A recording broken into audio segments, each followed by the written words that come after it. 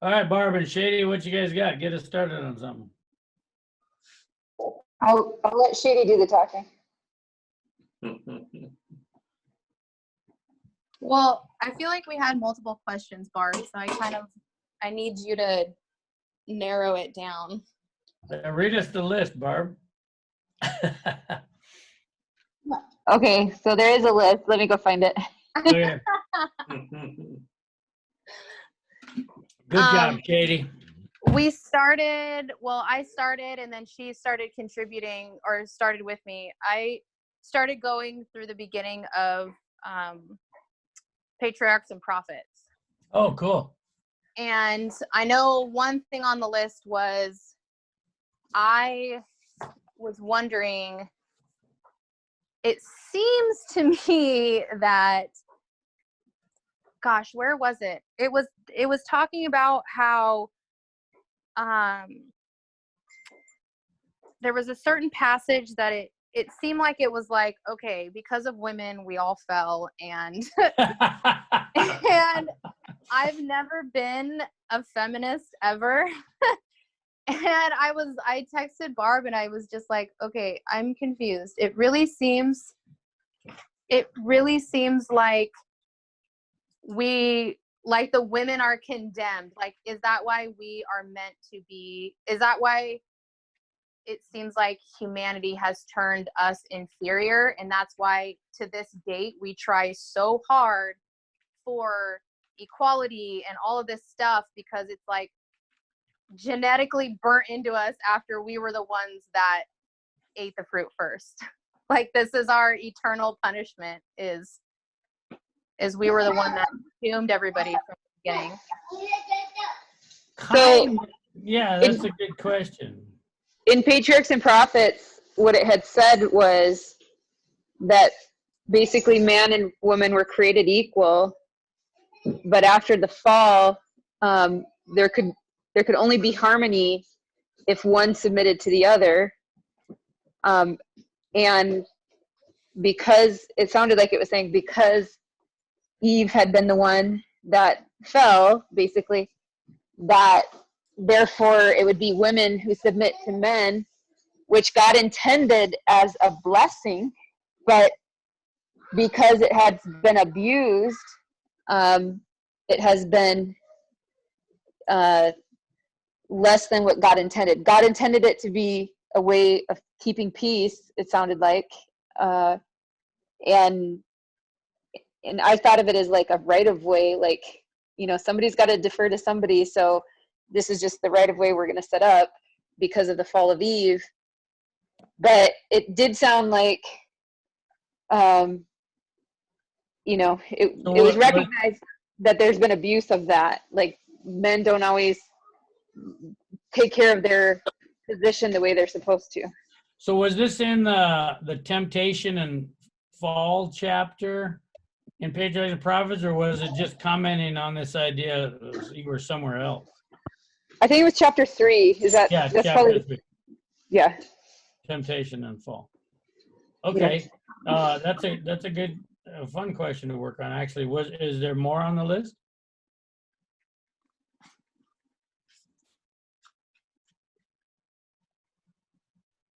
Okay, I have it on my phone here. It's it says 53.3. 53.3. Sorry, 58.3. That's the particular spot that I sent Barb. And then Barb after I had said everything, then she had said, my question is, what made her go to that tree specifically as she wandered away? Like, as she was like off doing her super great deeds, like, why was it specifically that tree that she went over to? Well, because it said she was absorbed in her pleasant task and then somehow found herself there. Like, was it her own curiosity that drew her there, or? Well, no. It actually said it wasn't anything in her, right? She was just absorbed in her delightful task, but was not really paying attention. You ladies get caught up in the flowers and the beautiful trees, and that's a good thing. It wasn't a bad thing, actually, that caused her to be at that tree. But before we go with more, I want to see what else is on this question list, and then we'll have prayer and dive into this a little bit because it's a plenty useful subject. Was there more on the list, Barb? I feel like there was more. There's a few small questions that I think that was definitely the major one. That was the 'Cause big it one. was- Okay. As we were going through patriarchs and prophets, there were other little things that weren't really that important. Some of them maybe not be that important, but like it had said, I can remember one was, it said that man was clothed in God's light, basically, and Yep. when man disobeyed, that disappeared, and he found himself naked, basically, and Mhm. and then my mind started wandering. At what point did Satan find himself naked, and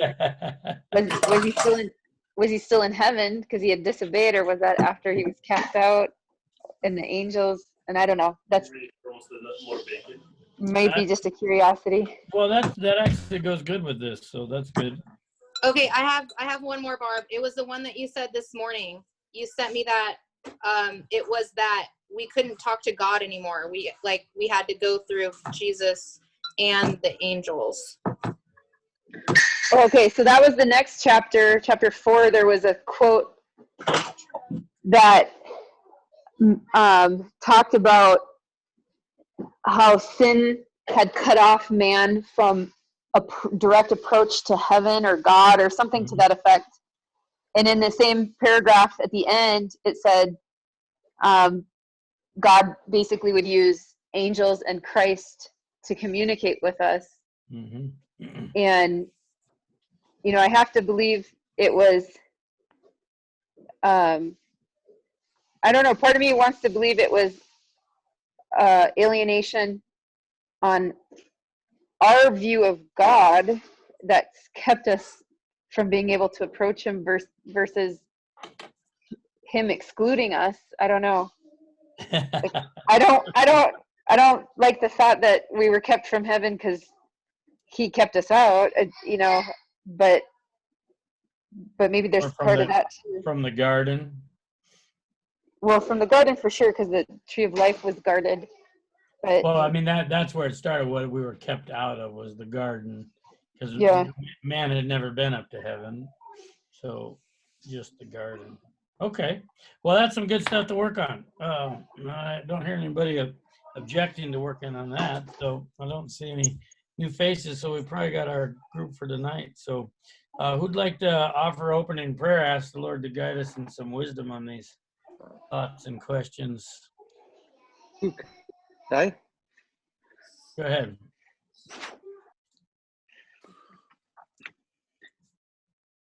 Dear Father, thank you so much for these questions that I almost feel like they are questions I had all of a sudden. I'm just so excited to discuss this.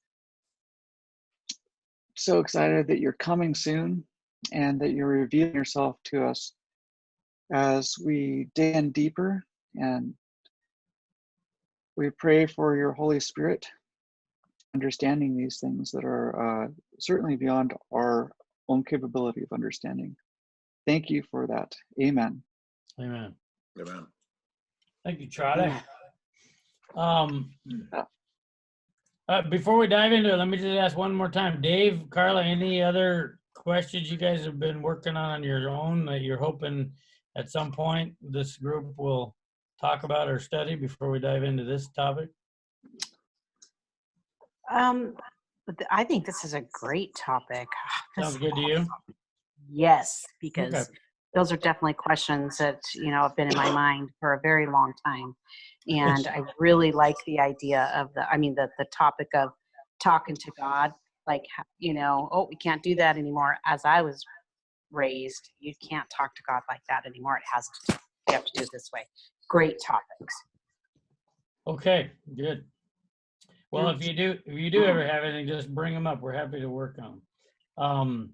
So, and the fun part about this one is they didn't give us forewarning as to what chapters we should have pre-read to be ready for this discussion. So the rest of y'all will have to scramble here. But we're in Patriarchs and Prophets, it's chapter 3, and Shady said specifically 58, page 58, paragraph 3, right, Shady? Yeah. Okay. Are you in a good situation, Shady, where you could read that chapter to us? I mean, that paragraph? Yeah, Just I that can. one? Okay, you start that one paragraph off, and we'll dive in first to your question about this all being a woman's fault. Eve was told of the sorrow and pain that must henceforth be her portion. And the Lord said, thy desire shall be thy husband, and he shall rule over thee. In the creation, God made her the equal of Adam. Had they remained obedient to God, in harmony with his great law of love, they would ever have been in harmony with each other, but sin had brought discord, and now their union could be maintained and harmony preserved only by submission on the part of one or the other. Eve had made the first in transgression, and she had fallen into temptation by separating from her companion, contrary to the divine direction. It was by her solicitation that Adam sinned, and she was now placed in subjection to her husband. Had the principles enjoyed in the law of God been cherished by the fallen race, this sentence, though growing out of the results of sin, would have proved a blessing to them.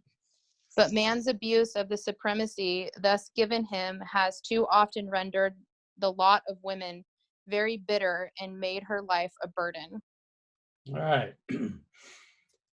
So that's where the question springs from.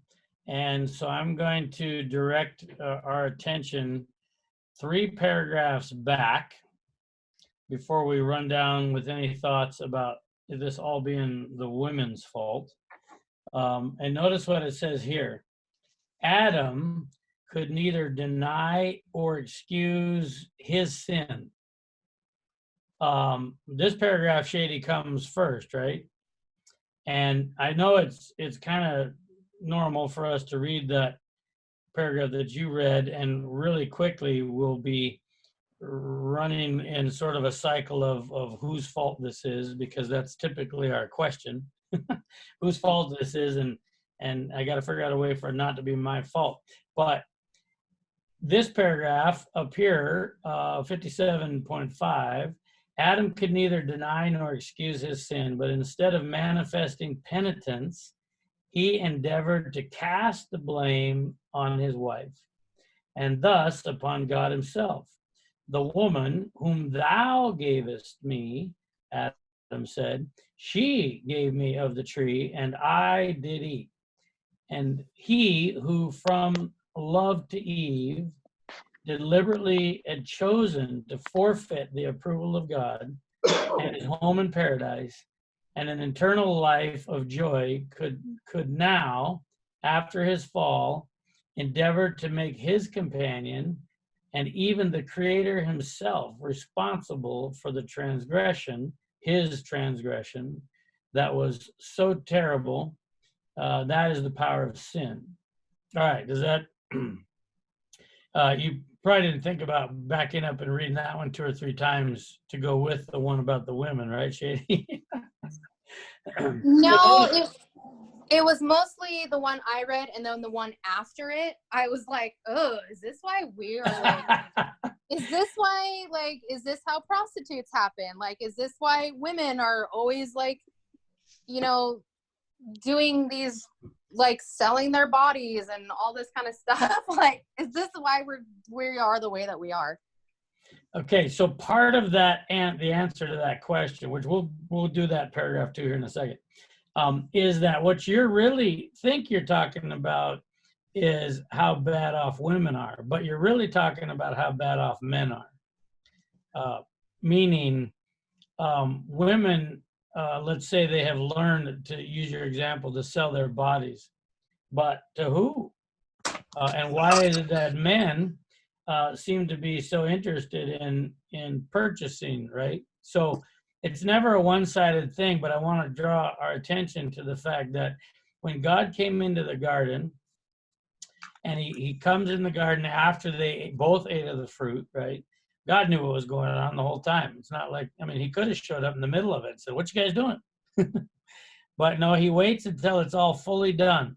And part of what's done before God even shows up is and this is what I wanted you to kind of put in here as help with this understanding this dilemma, is how quickly guilt went to work on them.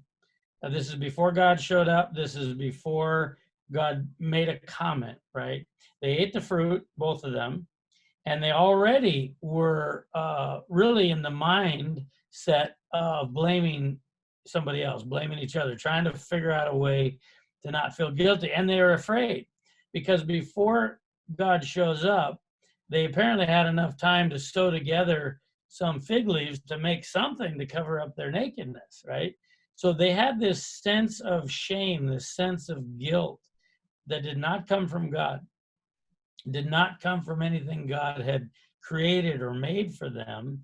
It came as a natural result of separating themselves from God. Because truly what they did, I mean, we kind of focus on they ate some fruit, but truly what they did was they first doubted, then decided not to trust God, and decided to work on their own plan instead of God's plan until their faith or their trust in God was fully broken.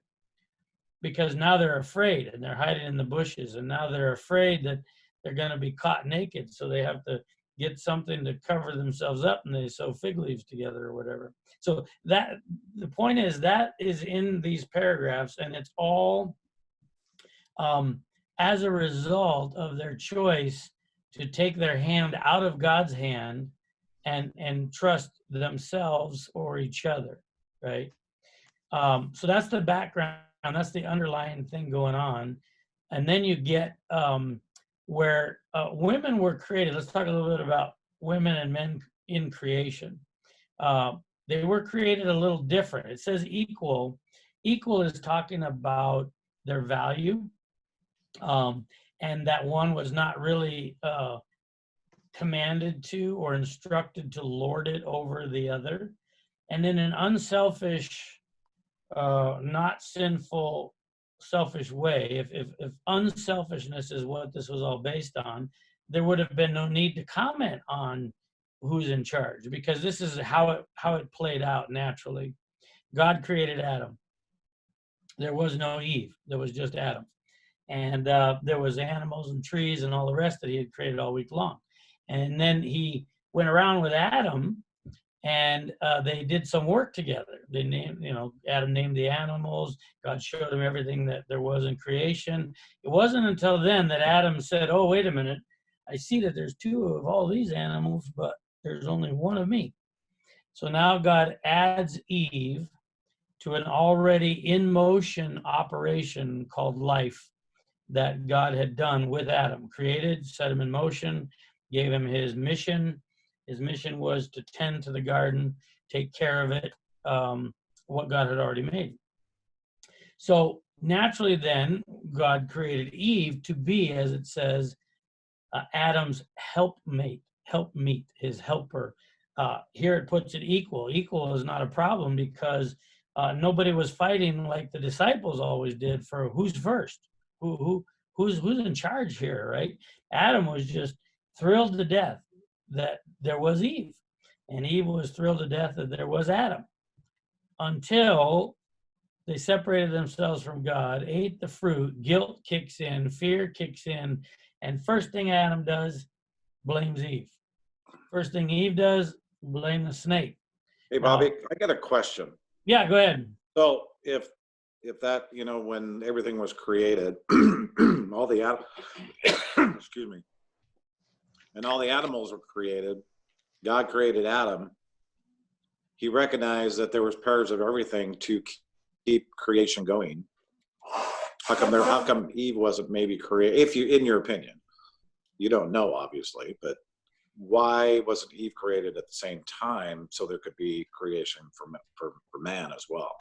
Yeah, so I can give you my opinion. Yeah, right, can't- exactly. Yeah. I can't give you a quote, but based on this chapter, actually, though, that Shady and Barb are working on, my opinion is based on that, and then some surmising in the middle. And that is that today we know, for instance, when we talk about the Protestant movement, Protestant, just to define it, is supposed to be that it is you and God. There's no human has the right to get between you and God in matters of conscience. That's the Protestant statement, right? Coming out of the Dark Ages. So if we take that from the Bible always describes it as an intimate relationship between you and God alone. And then you have your wife, and she's supposed to have the freedom and the opportunity and a real relationship with God by herself alone. Now, if the two are having that, then between each other, they'll have a lot to share, a lot to, give back and forth as far as knowledge and understanding about God. So I think God wrote that into creation by saying, no, this is how it's going to work. We're going to create Adam, and then I'm going to introduce myself to Adam, and we'll have a working relationship. And then Adam will recognize the fact that, well, there's only one of him. There's not two of him. How come? And then God will add the second one to establish the fact that there is an individual working relationship with God and then a together working relationship with God. That would create the harmony of a couple under one God. It always does. I know. And so if he'd have just, say, created them at the exact same time, blew into two piles of dirt and they're created, then they would have been also so distracted with each other that we couldn't get the thing maybe started with Adam and God in a good way. That's my opinion part. That's a good opinion. Yeah. So I don't mean that in creation God intended that Adam lorded ever over his wife, but he was created first. Elsewhere, the Bible says Adam was not deceived. Eve was. Adam sinned, as did Eve, but not in the same likeness as Eve. It also says that he was created first, and the woman was created for the man. And I know with the sort of women who live thought, we get panicky about what was that good? Is that bad? What does God mean? But again, if you removed all the selfishness and you had a man who his greatest desire after following God would be to care for and love and provide and be patient towards a wife, and you had a wife that wasn't vying for, wait, but I want to be in charge, right? Like the disciples did later. Then there would be harmony that God had created and intended in the first place, and we wouldn't have all these other sort of relational dilemmas that we're used to.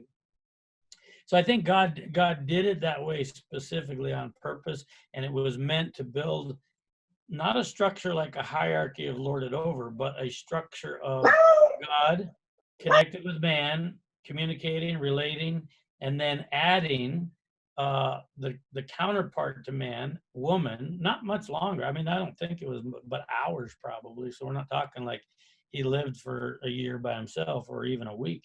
It was just a little while. So it came pretty quickly, but that was the structure how God intended it. Any more to that, Dave? You wanted to add or? No, that makes sense. Yeah, some of that It's is it's logical. It's logical. It's logical. Yeah. It's my opinion. But it's kind of coming out of these chapters about creation, how they went. Shady, let me just see. Are you with me so far about specifically on the part about as soon as they ate the fruit, all of a sudden we got a selfish problem going on, a blame problem, and a guilt, sort of sense of guilt problem. Yeah. I think instead of looking at it as just the story that they're telling has to do directly with Adam and Eve. So in this particular story, yes, Eve is the one that transgressed first, and she was going to unfortunately go through the motions of what happens after. But the way I think about it now is I think it's both sides, you know. And when it talks about Eve wanting to find a higher version of herself, and she wasn't satisfied with what she has, I think that goes for men and women now. It's not just a women's burden, but there's doubt in men in their marriages, and there's doubt with women in their marriages too. So at that particular time, maybe it was just Eve at that particular moment, but as a whole, I think it's all of humanity now.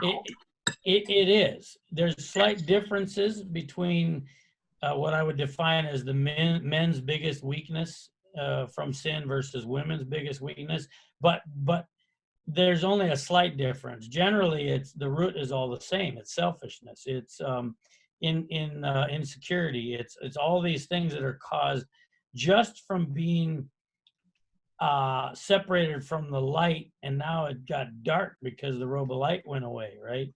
So imagine this though, because if I put it in a redemptive sort of plan, imagine God and Adam discussing Eve's dilemma later, so months later, maybe years later, and they're just Adam and God are having a conversation, and God, Adam is saying, I really would like to know how to help Eve better, because she seems so guilt-ridden, and she seems so insecure, and she seems so full of self-loathing because of what she did, and she did it first. Right? You can put all that on there.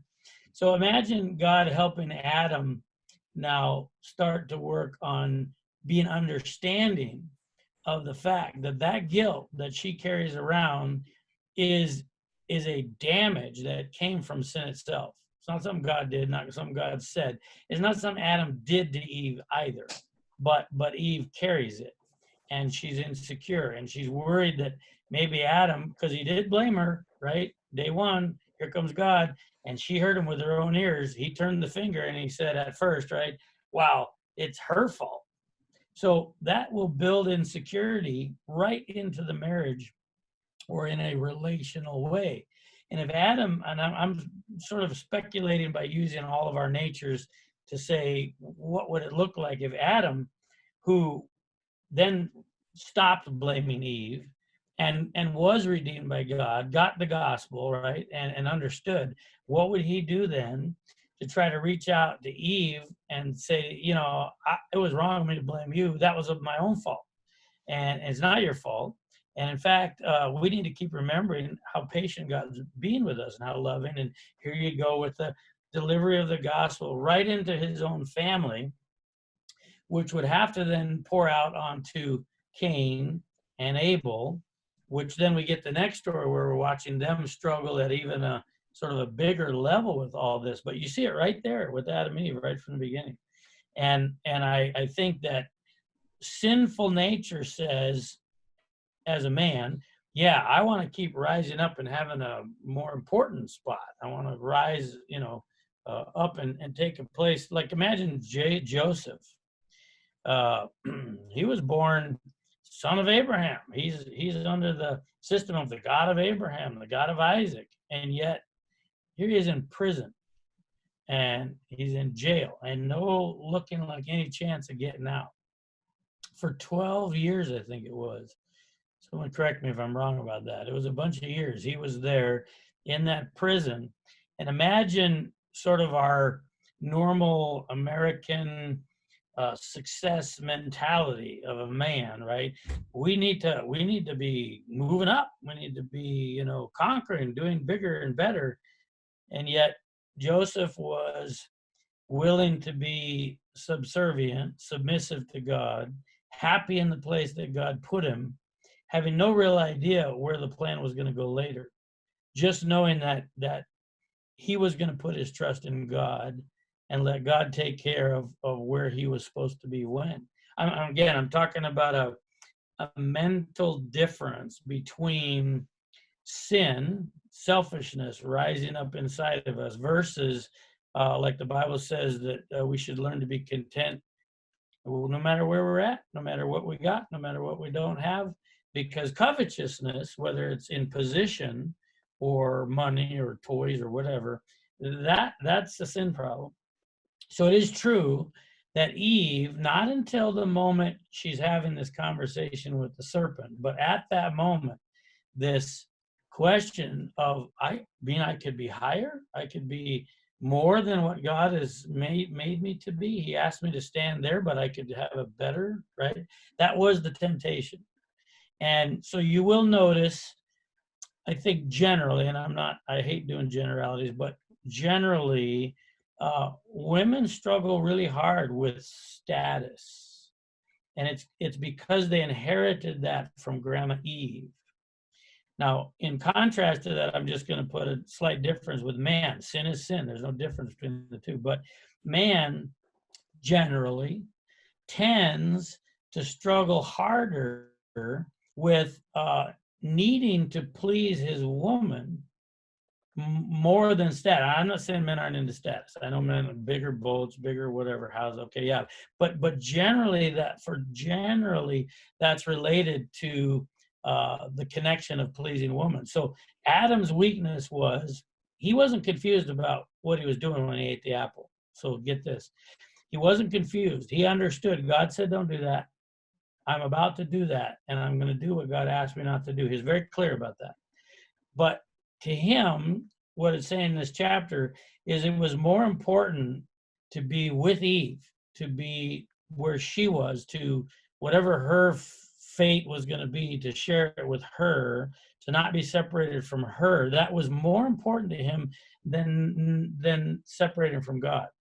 He chose to separate himself from God in order to not have to be separated from Eve. That's man's greatest weakness. We inherited from Grandpa Adam. Go Bobby, ahead. Carla has a comment. Sure, pitch in. Yeah, so that's really good because as we start thinking about, turn down your volume a little bit. Or just have Dave mute while you're on. Yeah, you can just mute. I am. Okay, there we go. As I'm reading, in this chapter, we're talking about Satan. I mean, it says right here that he was the most beautiful of all animals, or the serpent was, let's put it that way. And so Eve, looking at the most beautiful animal and being enticed by that, if you go to modern day, it doesn't take much to be enticed, which is very unfortunate. And even if you every day is just, we have to work hard to not be enticed, because everything switched at that moment. At that moment, I can kind of see where man and woman are standing there.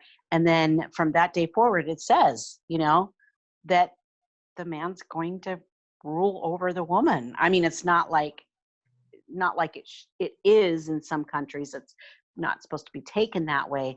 But I think that immediately, that's where that happened, was she made me do this and it was a sin and I'm not going to take responsibility either. So I feel like that's what we're kind of getting out of this. Sure. And then now move forward, it is up to us, as you were stating, Bobby, to have that relationship with God and value that, treasure that. And when we don't leave his side, it's easier to follow what he wants us to do.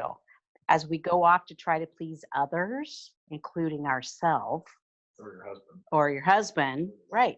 That's when things start happening, So I kind of feel like I'm so glad that we're talking about this, because as I'm reading it, I'm like, oh, okay. Well, I feel like I'm not going to take all the blame. Well, and that's why I was pointing out that paragraph about Adam, because God doesn't talk to Eve first. God doesn't show up in the garden and say, Eve, what'd you do? He says, Adam, what did you do? Because he left Adam to be the lead, not the rule over, not the, stick under your thumb, the lead and the protector. And so he addresses Adam first on purpose, because Adam was created first. Adam had the highest level of responsibility when it came to his home and the what was in existence as far as mankind was concerned, right? He was the biggest in responsibility. So Shady, it's interesting because, you know, we might naturally, especially you ladies, might naturally feel just by reading this, the sense of, wow, man, this is putting all the blame on us. Because Adam was wrong to try to shift the blame off of himself and put it on Eve. And Eve was wrong to try to shift the blame off of herself and put it on the snake, right? Because Adam did what he did, Eve did what she did. And that's all there is to it. And the biggest part of this whole story is God working to redeem, to fix, rescue, and save. But the guilt and the fear and the run and hide in the bushes is kind of that normal response. It's a result of sinful nature. It triggers inside of us automatically. And so Adam had automatically a fear about his guilt. And so he tried to shift it off himself. And then Eve had a fear about her guilt and tried to shift it off on the snake. Go ahead. Someone get some? Yeah, Bobby. Wendell has a comment, and then I actually wanted to bring something up. Sure, go ahead.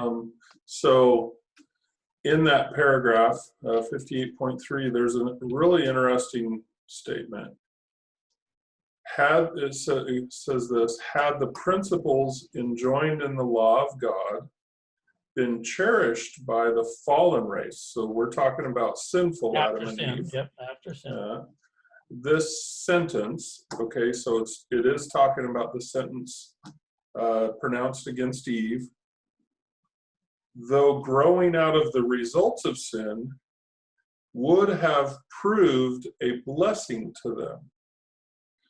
So I'm just wondering if you could speak to how what seemingly is a curse, if they had followed the law of God, would have been a blessing to them, even in their sinful state. That's good. Good question. Let's get Wendell's comments in here before I work on that too. Go ahead, Wendell. Wow, I missed a really important part of this party. I feel like I. That's what happens when you're late. Oh my goodness. Teach me a lesson, right? I feel like I missed the hors d'oeuvres, or the poo-poos as we call it in Hawaii. Yep. But anyways, I got my drink in my hand and I'm looking for some food now at this party. So I'm wondering a couple of things. Have you guys gone over Adam's ability to understand death? What was his reference point? Okay. So then another one, did you guys go over that the temptation is not going to be too great for you? Where is that? Right in one of the letters, right? Yeah. No temptation is going to be greater Then you can bear. Yeah, then you can bear. There will be a way out. Okay, so you guys didn't go over that either. Nope, not yet. No, we were just working on the original question. Let me just fill a couple things in for you, Wendell. The original question was springing from a paragraph in Patriarchs and Prophets on page 58, paragraph 3.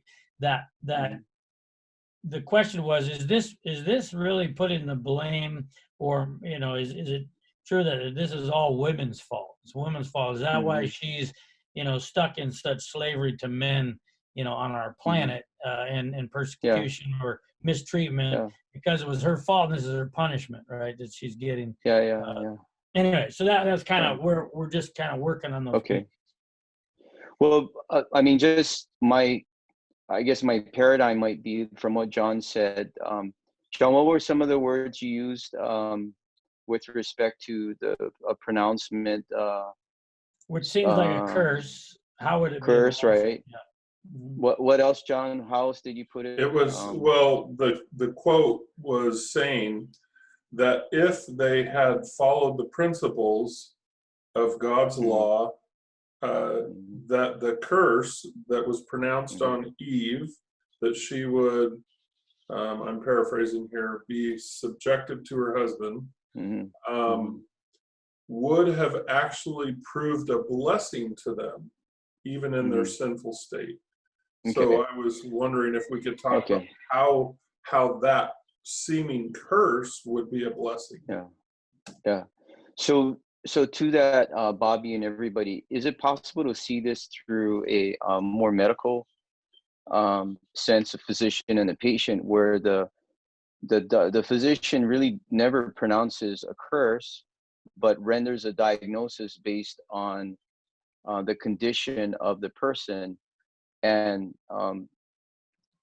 even can say things that are descriptive or predictive, as opposed to being prescriptive. So like the case history for this type of disease, if you don't do anything, you're going to experience level 3 of this in 6 months if you do nothing, so that sort of thing. So because God knows the future, is he saying this to give them some hope that they can change things, and it is to give them some guidance, Actually, from that point of view, Wendell, I actually feel like what this is saying is that it wasn't just defining the problem, it was a prescription to help. It was the fix. It was at least, yeah. That's kind of Well, what it seems so- like she's saying. Yeah, what I wanted to say about Wendell's your question is that I've heard a version where it tries to turn the prescriptive or God's just defining what's going to go wrong here because of their choice, as though the her being under his rule was the going wrong. But actually the going wrong in this case was the separating from God or eating the fruit, the sin itself. That was the going wrong.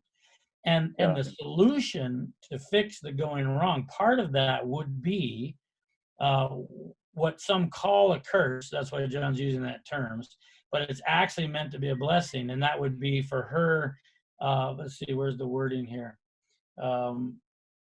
So she was now to be placed in subjection to her husband. So subjection is the idea of under, the idea of submissive, surrender.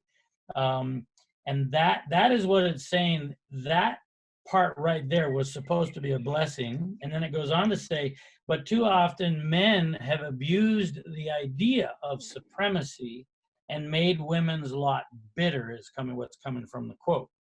So Shady, where we're going to go with that is kind of like this. Imagine having a baseball team with 2 coaches, equal coaches, 2 head coaches. How well is that going to work? Baseball team, basketball team, hockey team, whatever. 2 coaches. Good plan, bad plan? Well, I think it depends on if they have the same vision. Do you know of any professional teams that have 2 head coaches? No. They There have are multiple coaches, but 1 head coach. Yep. Right. So typically you got assistant coaches, multiples of them, but 1 head coach. Why is that? You have to have someone making decisions, right? If you took 3 guys, I'm talking all men now, take 3 guys, it would be just the same if you took 3 women, but 3 guys and told them, okay, you guys are all equal head coaches, so I want you to get this ball team going. You're going to have constant disaster. Here's why. These coaches are going to be naturally, inherently selfish, naturally, inherently believing that their way is the right way. And they're going to spend more time contending than helping the guys actually play ball. So a much better under sinful nature system would be to have 1 head coach who knows his stuff, who also knows how to delegate and say, that coach over there, you're in charge of training, I don't know if it's basketball, we're going to say shooting, right? Free throw shots. And that coach over there, you're going to train on defense, right? And they got their specialties.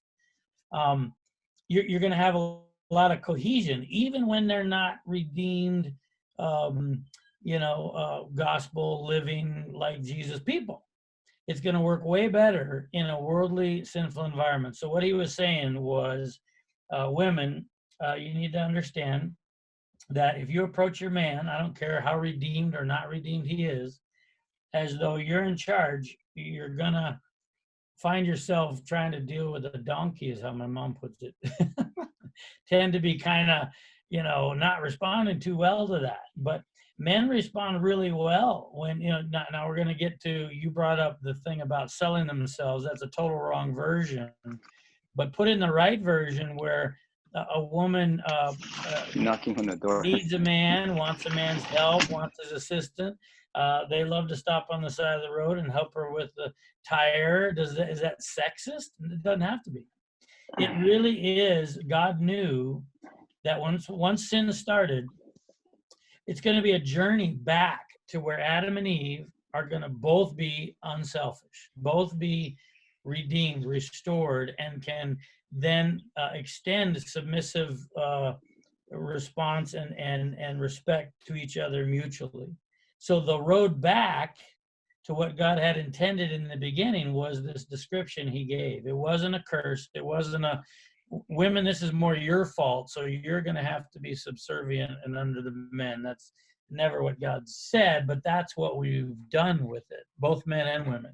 Women, I think, struggle with it from an internal sort of insecure sort of space, so they fight hard for, an extreme version would be woman power.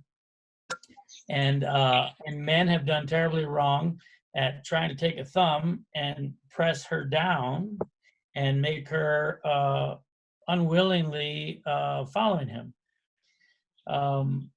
So one more thing I wanted to point out, Shady, before, and then I'll let you guys bounce this around amongst yourselves a little bit if you want. Notice that he talks to Adam first. That's paragraph 5 on page 57. Then he talks to Eve. That's the next paragraph. And then when it says he talks to the serpent, it says specifically he passed sentence on the serpent. It didn't say pass sentence on Adam or on Eve. I just think that's interesting. God wasn't really working on, laying some quantity of fault on Adam or on Eve. So Wendell brought up the verse about, well, did they really understand what they were choosing? No, that's why God understood. He's going to have to work on helping them understand. We're going to have to get the full picture out here. That's a redemption question. But the relationship question, God was saying, if you follow his unselfish plan, you will be unselfish toward your spouse. And if they follow God's plan, they will be unselfish towards you. And there really will eventually not have to be like the disciples had for so long, vying for who's first.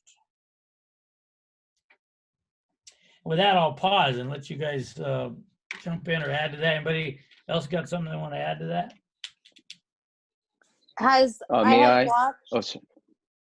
Go ahead. I had watched this YouTube movie called Unstoppable by Kirk Cameron. Mm-hmm. And I watched this maybe last year, maybe 2 years ago, but he had portrayed it as it was all Adam's fault. Like he was the keeper of the garden and he should have sniffed that serpent out as soon as he, came out of his hole and went over there and like smashed his head with a rock, and he wasn't, being very protective of Eve and all this stuff. And I think that's the first time I had ever heard it portrayed in a way where it was Adam's fault for not like wrangling his wife. And I thought that was a little bit aggressive. Like, well, yeah, because there has to be free will and learning and choosing. It was never intended that Adam be created first to put him in place to be her spiritual dictator, right? Tell her where she could walk in the garden, where she couldn't, how close to that tree she could get, how close she couldn't. I mean, that was never the plan. They both had the freedom to approach it individually or together or stay away from it. And so no matter which way we try to throw it to put all the blame on one or the other, we're going to miss the entire point. But Satan loves that game because he likes to keep, Adam worked up that it's Eve's fault and Eve worked up that it's Adam's fault.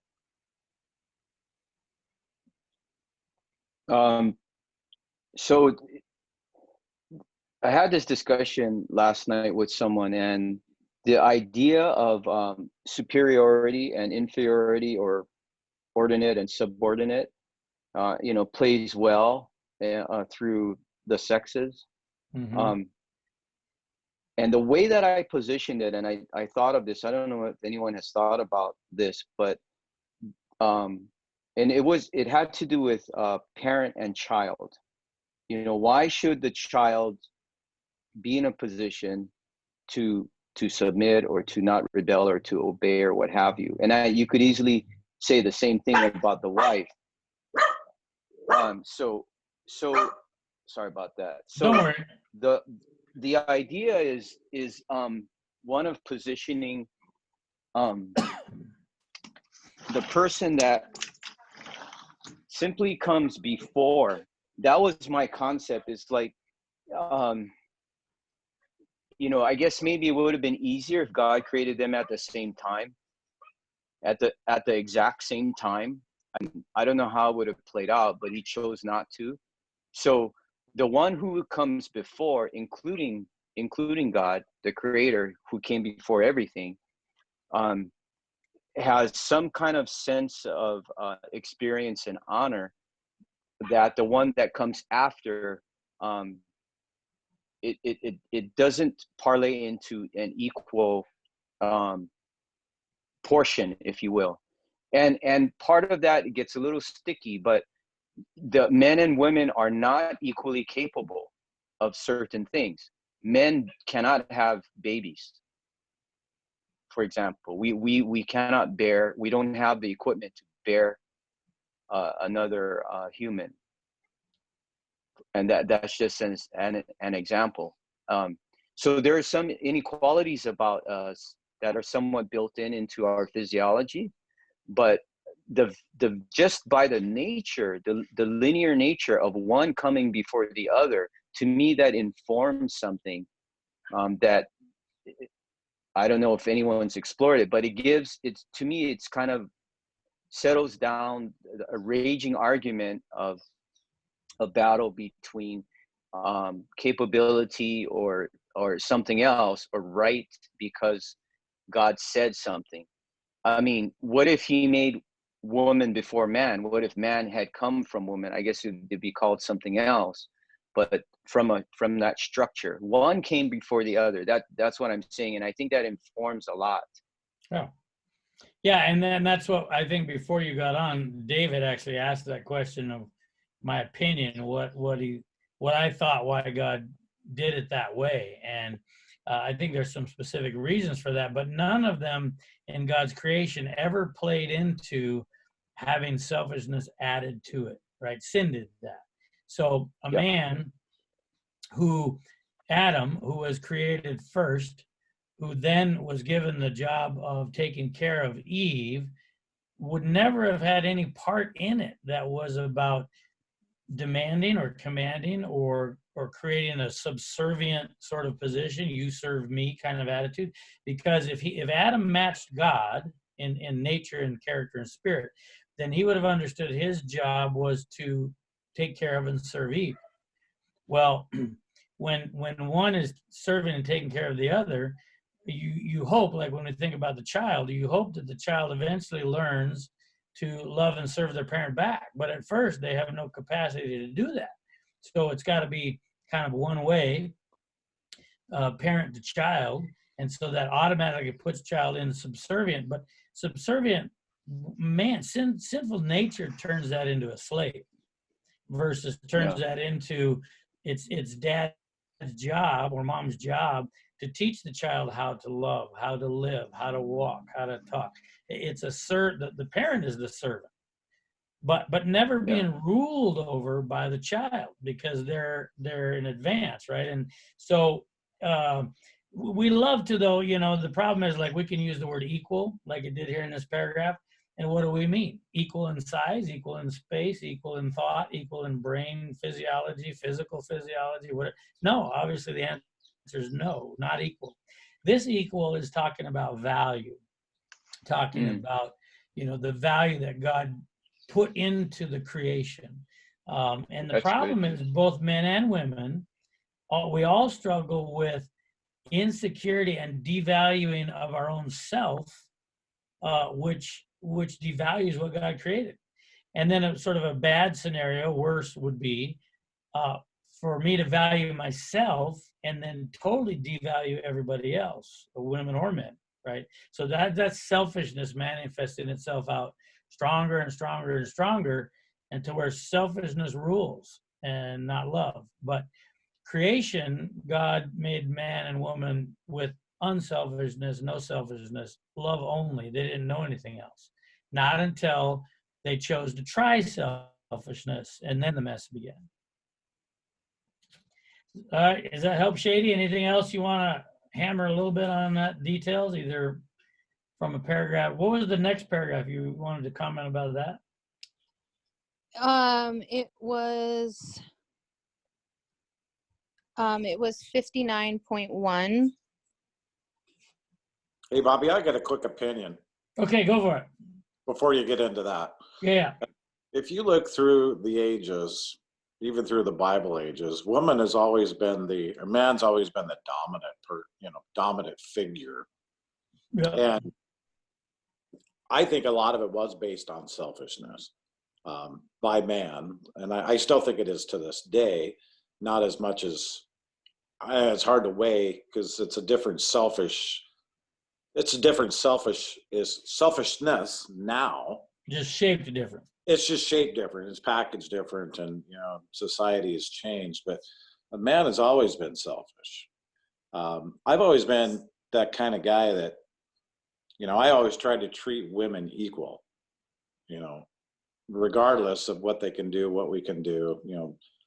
They are an equal part of this world, but a lot of men don't, and in relationships, and you can see that, because even now, like in the last 5-6 years, this woman's empowerment, and women being CEOs of companies, and that's a big deal. Well, why should it be a big deal?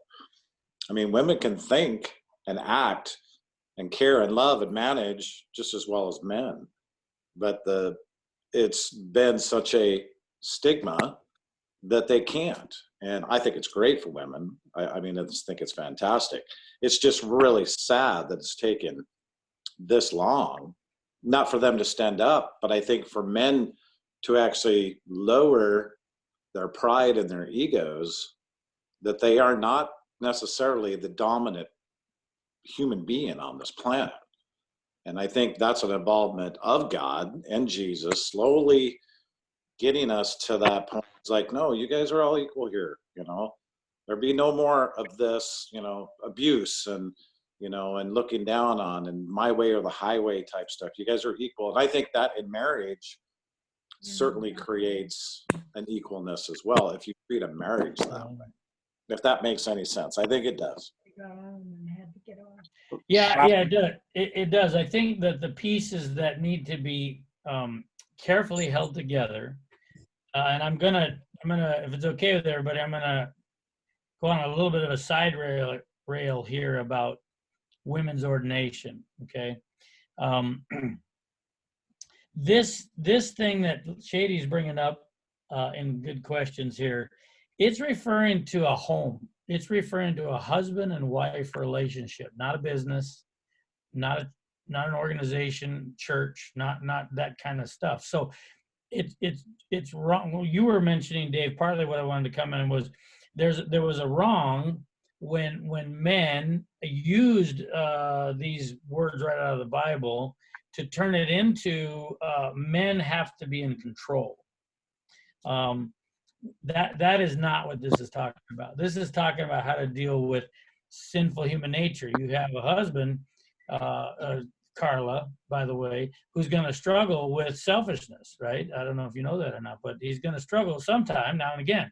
And when he does, God is giving advice to a wife to say, be a helper, be supportive, be a cheerleader, don't submit yourself to him. Don't try to rule over him, or you're going to make the problem worse really quick. That's what this is saying. This is not referring to how to run a company or any of that kind of stuff. So men took what God said here, naturally with Satan's help, created a we in charge, you do whatever we say kind of attitude mentality, because that's what was in sinful man. And we found some justification, we thought, for letting our selfishness run wild. So you created a bad problem. Then you have a swing, like for instance with women's ordination. In the church, we have this problem. And the problem is that men think that some men were chosen to be in higher positions by God than others. We have names for those positions. We like to put them in structures, and then it's even okay with us if those 3, 4, 5 men or whatever are totally wrecking everything, running in the wrong direction, but God put them in charge and put them in a higher position than all the rest of us. And already we got a problem with the thinking that some men somewhere have power to decide which men are ordained and which ones are not. In the Bible, that's not how it was. In the book of Acts, I can tell you, just read it in the book of Acts, and it was the church altogether. Yeah, Peter was talking, but it was the church. It says they were all meeting together, and they decided they needed to come up with some deacons, right? Peter stood up and said, well, let us choose among us who is filled with the Spirit. Now, he's asking everybody in the room. Everybody, it wasn't, oh, let's ask the elders or let's ask the nominating committee. It was, let's ask everybody. Who do you think is evident that they're filled with the Spirit and would be good at sort of taking care of the food, make sure the widows are taken care of? Based on that, names were brought forward. You can call it a nominating committee if you want. I don't think they called it that. They just were all in the room together discussing it, men, women alike. And they were discussing it and they brought it up, and then, okay, so they had some deacons. But never was it, now those deacons are the only ones that can define who else can be deacons. We keep making that stuff up and adding it into the picture. So here's my question. Is it a good idea if the men are running the program, say the church, and are doing it built on selfish, made-up man's rules? And now the women come along and say, well, that's not fair. We need to have equal power in this. So we also need to have this special positions where we have power. Well, now we have the men running down the wrong path and the women wanting to follow suit. So it doesn't really matter if Eve eats the fruit first and then Adam follows, or Adam eats the fruit and then Eve follows. You're still going to have the same selfish problem. So God in our marital relationships was saying, this is how I'm telling you it should work, because it'll give both of you, male and female, the chance to have peace in the home. And even if only one does it, there'll be peace. And there'll be a much greater chance of peace. There may not be the full extent of peace that God wants to create, but it'll be much better.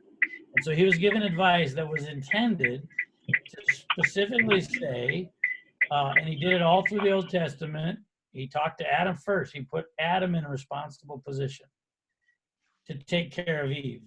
He never put Adam in a responsible position to blame Eve or to turn her into a slave. So you see the difference. Shady, specifically I want to ask, and Barb, that's the difference of how to approach what God's talking about here as a blessing, instead of what men and women, humans, turn it into, which is curses because of our fear and our guilt and our doubt and so on. Who else? Somebody else want to jump in on that? We never saw Lanny sign in. He just said he got on and got off. He wanted to know what to do. Go ahead, Charlie. Yeah. Were you going to say something? What, were you reading my mind? I was actually thinking about it. I could see that right through the video there. Well, I was nodding my head. If you have the wrong program, either way, whether man or woman, it's going to be a problem if you have the wrong program. So I don't know if you specifically came out and mentioned the difference of,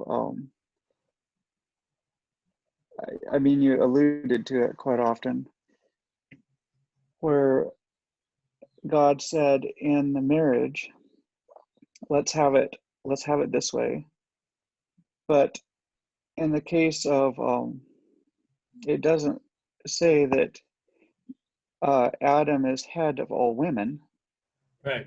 I don't know that it says that in that way. I'm wondering if I'm going too far with that. No, that's exactly right. It's not for Adam to now rule all for, so the elders in the church, just to put it plain, Well, it's let me not stick their my job foot. to, it's not their job to rule over all the women in the church. Right. That's where I was headed.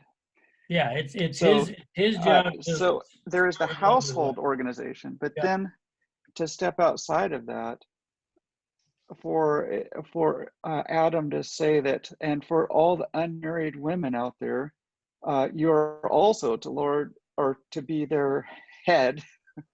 You know, I think that really this is not so much about one above another as for us to understand God, and like you're saying, to have peace in a sinful world, but it's to understand our relationship with God. And why would I desire to lord myself over God when he loves me in the way that he does? And he lays himself down in such a way that it seems as though I'm put first, because after all, I was not the one on the cross. Right. After all, he's the one that came and loved me before I had any clue that I should love him. I mean, I couldn't begin to list all the things. And so when man treats in his symbolic relationship of husband and wife in the marriage, treats his wife in the way that Christ treats us, there's no need for one above another, because it isn't one above another. In fact, the so-called leader of the family is laying down his life and doing everything he can for his bride. And Then when to go you, outside of that, then there's other leadership things. But well, so you put really well what that leadership sort of should look like by identifying it with Christ. And if then, let's say that the husband is doing that and the wife says, okay, good, now he's patient and long-suffering and kind enough, I'm just going to rise up here and rule over now. Well, no, the verse is going to say, hold on, you were supposed to submit yourself to him. Just like Christ came to invite the wife, the bride, the church, to be healed by him. He wasn't offering her, rule it over, submission as a servant, right? Instead, he did the opposite. Like you said, he laid down his life for her. Was she responding well? No. She decided she wanted to rise up and rule over him and put him on a cross. So that's what that looks like. When God is talking here, this is kind of fun part, Shady. When God is talking here, way back in the beginning of Adam and Eve, he was talking about right through husband and wife relationships all the way down to his people and him. And that he was going to come and be a loving, caring husband towards her. And she was going to, she's not going to follow this advice. She's going to rise up and try to rule over. And that's what it looks like. That's what sin does to us. And I think that's why it's valuable just to understand that way, and don't turn it into permission to rule over anybody, but rather, like Jesus, he submitted himself in a way to his own people. As he didn't throw them out of church every week. Right? He didn't turn the tables over every day, every week. He didn't drive them out by force with an army. He didn't put them on crosses. So he submitted himself to them to be killed. And yet at the same time, he would keep speaking truth for their benefit, even though they didn't want it or wouldn't like it, eventually would hate him for it. But so there you go. That's a great pattern for what that should look like. What else you want to pitch in on that, Shady or Barb? I've got 1 Peter 3:1. I think we should maybe read that one. Yeah, go ahead. Read for us, Charlie. It's New King James here. Says, wives, likewise be submissive to your own husbands, that, okay, here's why, that even if some do not obey the word, they, without a word, may be won by the conduct of their wives. Interesting that it doesn't say be submissive because you're lower. like Yeah, like or what you're was just less. pointed out a little bit ago. Doesn't say it says that without a word, these men who are sinful, like you as well, we're all sinful, that they may be won by the conduct of their wives. So again, I don't see this as a you're here and you're here. It's symbolic of our relationship with God, and by wives submitting in the way that we should submit to Christ, we might be able to win back or help man to understand more about God. So let's add to that. Anyway, that's what it says. Let's add to that, Charlie, that Jesus said, my Father is greater than I, and I do what he gave me to do. The work he gave me to do is what I do. And I came here to obey and honor him. Well, that's God himself talking, but it's the Son God. I mean, God as in the Son of God. So you don't see them vying for who's first, who's in charge. And then it adds to that. It says that the Son glorifies the Father, but also the Father glorifies the Son. Oh, wait a minute. So that's so unlike what we are and what we're used to. And really, that's what these comments that God's giving here right at the beginning of sin, right in the garden, he's trying to give the road back to that, right? So that's good. What's confusing, though, to us is, okay, that's okay for Jesus to submit to an all-loving Father. But how do we, as humanity, submit to, say for a wife to submit to an ungodly husband? That's something that it seems a little bit more difficult, other than the explanation here that you might win him back to God. That's the only explanation I know of. That would also be, that would be her actually submitting to God first. And Okay. the harder part, as you mentioned, is only because of selfishness. Because Jesus didn't find it difficult at all to submit himself to sinful humanity, his enemies, his church, his bride. It was all the same. He didn't find it difficult because he was there for her benefit, for her rescue. Or we could say, if the wife is there for his benefit, for his rescue, then it's not even difficult at all. Except that sinful nature, doesn't matter whether you're male or female, rises up and says, no, I don't want to serve them, right? They should be serving me. That's always where the problem begins. So. Well, and All right, Bobby, Kate. also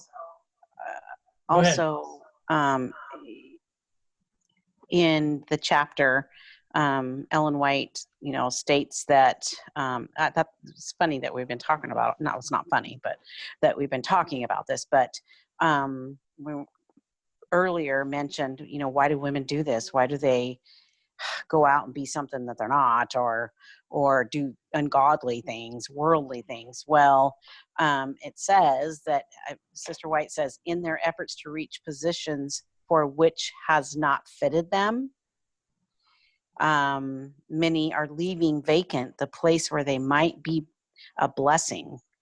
In their desire for a higher sphere, many have sacrificed true womanly dignity and nobility of character, and have left undone the very work that heaven appointed them.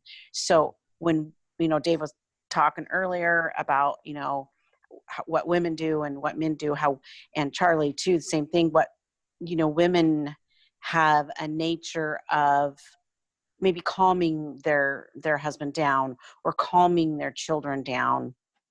And it's the same in the church, that if I feel now that if our position as a woman is to think about what God wants us to do and wanted us to do back then in Genesis, and had we done that, or just said, yeah, I was wrong, I shouldn't have done that, and not pointed the finger, it would have been a whole different outcome, I think. Yeah. And same for the man. But unfortunately, because that first sin happened, now comes the battle, and over time and years and struggle, that battle just keeps going back and forth until they go and they say, what is it you want me to do, Lord? What is it? Is it that I need to not settle for this abusive husband or this abusive wife? I need to do what the Lord wants me to do, in hopes that abusive partner will see that, oh, okay, that's what I need to do. Does that make sense? Yeah. Yeah, and I think that is always when it turns to the right questions, which is, what is God calling me to be? It's always going to have to do with destroying my selfishness and making me more unselfish. And our sinful nature doesn't like that, whether we're talking about husbands and wives or candy at the store. Right? So it's really the same subject again, but the challenge is there in these paragraphs and in our own relationships. The challenge is there because our selfishness needs to get challenged. We need to decide, do we going to keep that? Are we going to keep running down Satan's, his plan path of selfishness increased? Or are we going to realize, that's bad. We don't want that. We want what Jesus had. And that's where the whole difference is made right there. But it is good to kind of talk through this to get a feel for what God was saying. Was he really saying, yeah, so all men are in charge and the women have to just do whatever they say, and doesn't matter how mean they are. That's how it is. God appointed them in charge. Right. So that would be a problem. Yeah. Anything else from any of the other ladies here? What we got? Barb has piped up a bit.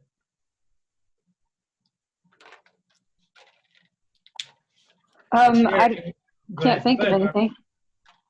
Oh no, I don't have much further to contribute. Shady, how we doing?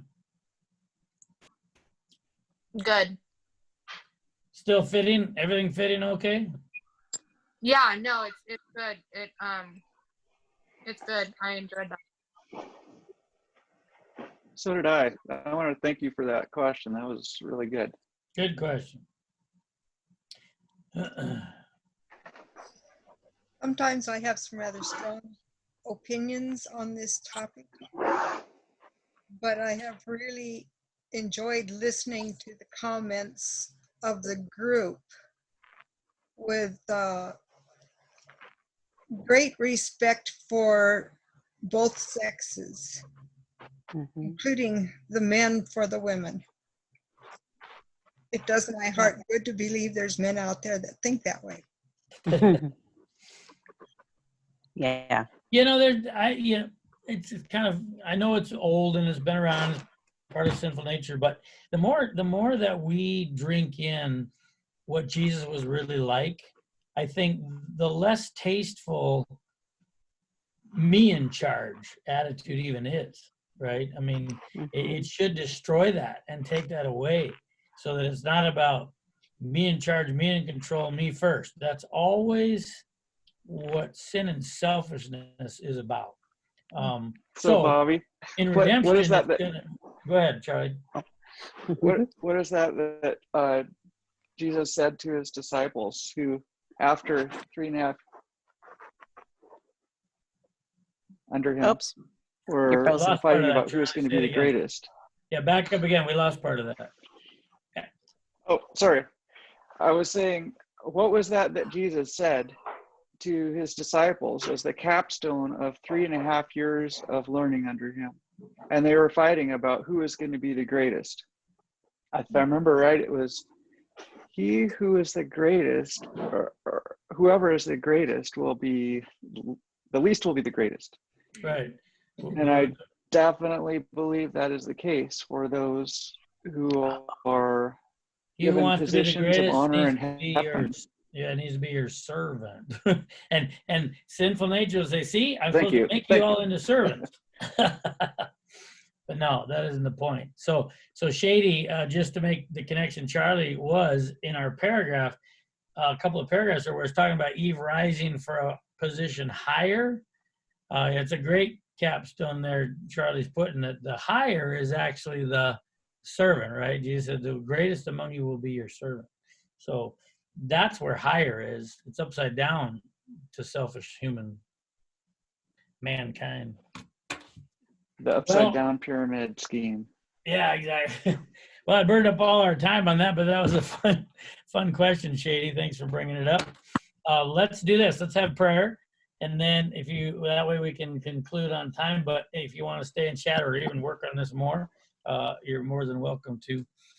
We'll have prayer in case anybody needs to go. Dear Heavenly Father, we thank you for your love and your grace, and we just ask for your blessing, your wisdom on our eyes as we read these things to really comprehend how you are always and have always been working on trying to rescue us from our sinful nature, from our selfishness.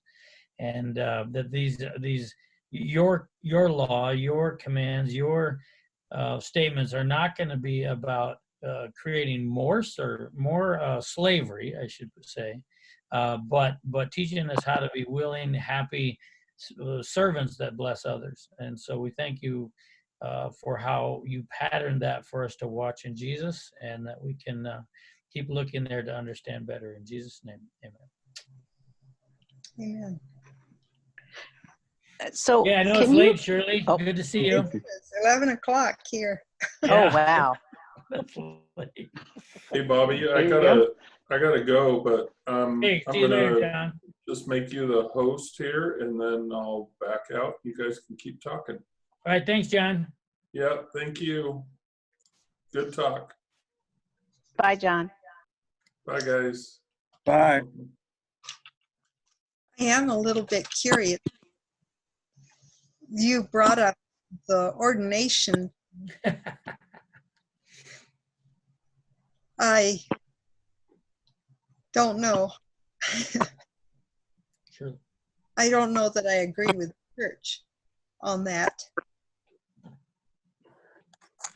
Because it seems to me that when Jesus said, in Christ there is neither male nor female, that whatever people were thinking from the past in the Old Testament days, it was actually not the way that God was thinking.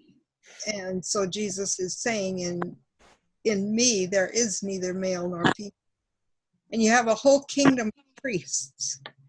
Does that exclude women? I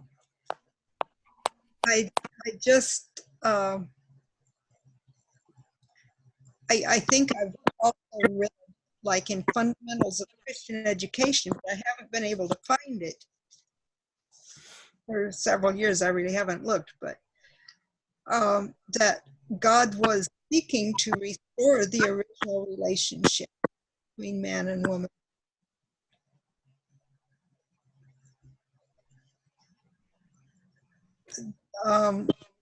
Okay, because for a number of years I have heard from Genesis 3 the word shall was a command given to man to rule over women. And I have struggled with this for a long, long time. But I see God's goodness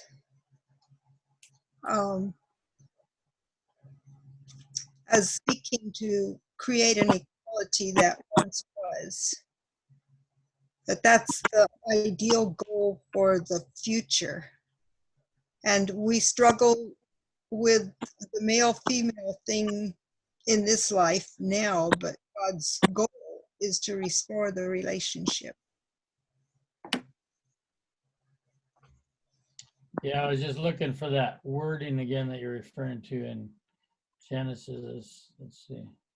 He shall rule over thee. Is that the phrase you're thinking? Rule, and that's not. I see it as a result from sin, the selfishness. So let me ask you, Shirley. In the Bible, when it says he shall rule them, talking about the Messiah, and he shall rule them. What was that saying?